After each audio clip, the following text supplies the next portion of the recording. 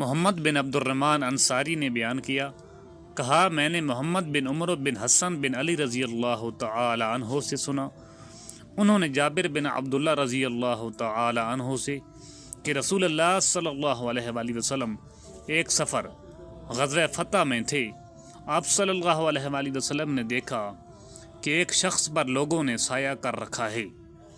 آپ صلی اللہ علیہ وآلہ وسلم نے دریافت فرمایا کہ کیا بات ہے؟ لوگوں نے کہا کہ ایک روزہ دار ہے۔ آپ صلی اللہ علیہ وآلہ وسلم نے فرمایا کہ سفر میں روزہ رکھنا کچھ اچھا کام نہیں ہے۔ صحیح بخاری حدیث نمبر 1946۔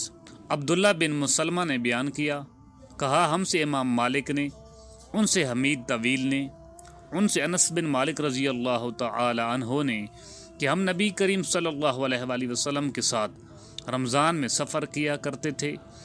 سفر میں بہت سے روزے ہوتے تھے اور بہت سے بے روزہ ہوتے، لیکن روزے دار بے روزے دار پر اور بے روزے دار روزے دار پر کسی قسم کی عیب جوئی نہیں کیا کرتے تھے۔ صحیح بخاری حدیث نمبر 1947۔ طاؤس نے بیان کیا، ان سے حضرت عبداللہ بن عباس رضی اللہ تعالی عنہ نے کہ رسول اللہ صلی اللہ علیہ وآلہ وسلم نے غزوہ فتح میں مدینہ سے مکہ کے لیے سفر شروع کیا تو آپ صلی اللہ علیہ وآلہ وسلم روزے سے تھے۔ جب آپ اسفان پہنچے تو پانی منگوایا اور اسے اپنے ہاتھ سے منہ تک اٹھایا تاکہ لوگ دیکھ لیں۔ پھر آپ صلی اللہ علیہ وآلہ وسلم نے روزہ چھوڑ دیا جہاں تک کہ مکہ پہنچے۔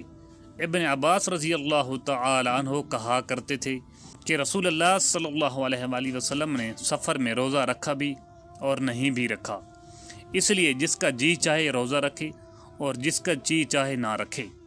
صحیح بخاری حدیث نمبر 1948۔ عبید اللہ نے بیان کیا، ان سے نافع نے کہ حضرت عبداللہ بن عمر رضی اللہ تعالی عنہ نے آیت مذکور بالا فدیۃ و طعام و مسکین پڑھی اور فرمایا یہ منسوخ ہے۔